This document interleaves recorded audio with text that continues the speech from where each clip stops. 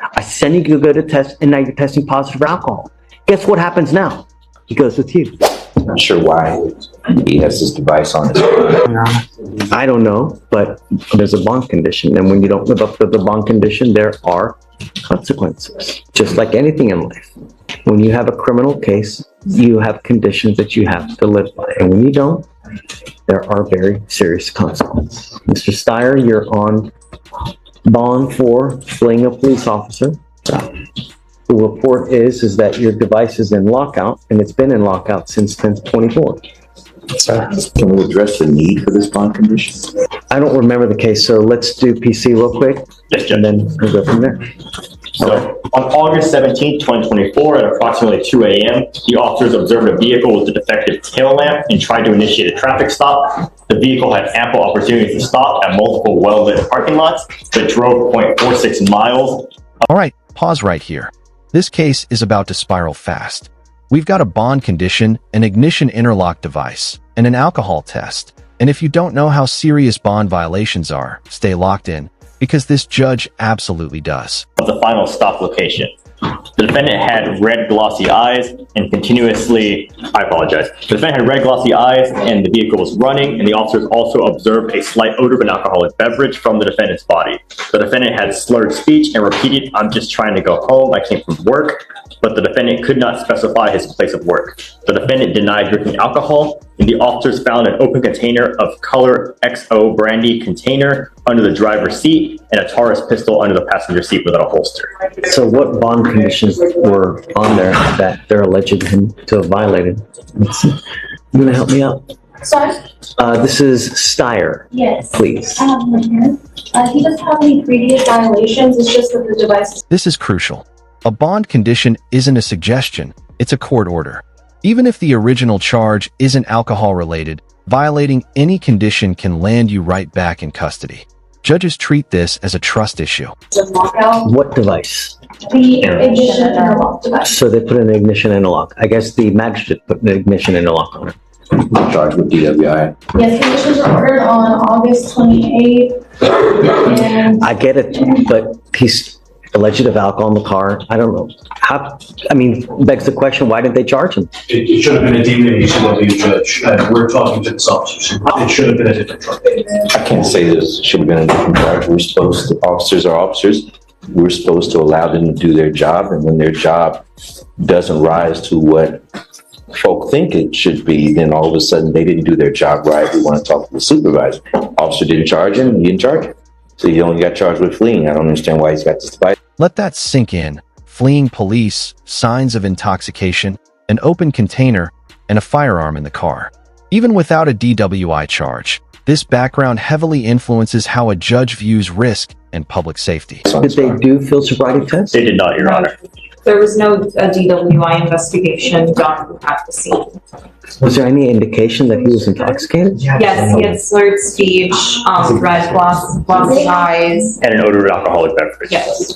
Maybe the officer didn't think it rose to the event. At any rate, the officer didn't call it in as a DWI.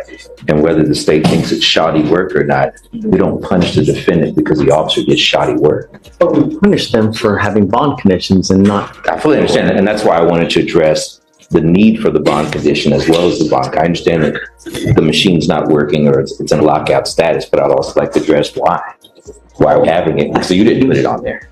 I did. Here's the big question for you. If police observe signs of intoxication but don't do field sobriety tests, should the defendant still face alcohol-related bond restrictions? Drop your take in the comments. But I think that it's a reasonable restriction when it is, for all intents and purposes, they just didn't charge it because maybe they had an officer that was a rookie, didn't know what they were doing. I can't tell you how many reports that I have see here that might as well have been written in Mandarin, you know? From the defense perspective, this is I understand that we have to work with, and if they've got a rookie or if they've got a shoddy investigation, that shouldn't be his fault. Then that's their But issue. it is his fault for not complying Absolutely. with the bond condition. That's what happens now, Mr. Steyer. What can you possibly say that can help? I was saying, I don't understand why it's locked. I called the people about it. I told them, never, like, it's a troubleshoot with your device. We'll try to figure it out on our end. But They never knew no information about it. This is the moment defendants dread. When a judge directly asks, "What can you say that helps?" That means the court is already leaning toward consequences. This is damage control territory. He can remedy that today, Judge. No. I'll figure out now. I'm not going to let him go and then try to figure it after the fact. I'd like to do it now. What do you think? Do you know why it's in lockdown? I don't, that's what I'm looking at right now. So, because for all of our other devices we have, I don't see anything on the 24th or past that until the email sent to the HR. Would you mind looking into, please, as to why it's in lockout? It might take a little bit. I And understand. have you take a seat in the jury box while we figure this out, and then maybe 5-10 minutes, we'll come back and we'll see that. And then From the defense perspective, we should still address the need of this. I mean, the officer is part of the state. He's part of the state's witnesses. They didn't make the allegation. They didn't. This is the last gamble. A clean test could save him. A failed test? That's bond revocation territory. At this point, the entire case pivots on what that screen is about to show. File the charges. I'm still contesting outside of the fact that the machine doesn't work. And mind you, he didn't make the machine. He doesn't calibrate the machine. If the machine doesn't work, that could be no fault of his own, and we can correct that today. But if let's do, Mr. Slider. yes, I was going to send you now for a drug and alcohol test. Let's see what pops up. No, that's fair, Judge.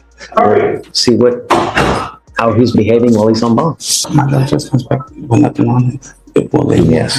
This question is if this drug test is clear, free of any alcohol, any drugs. Let's cross that bridge when we get there. We'll do, Send you Judge. for a test now, and we'll go from there. If you're clean, it'll go a long way for you. If you're dirty, cross that bridge when we get there. Yes, sir. My only concern, Mr. Steyer, is public safety. Nothing else matters in my life. And if you're gonna play adult games, or if you play stupid games, you win stupid prizes or you get adult consequences, right? When you act like a child, we treat you like a child.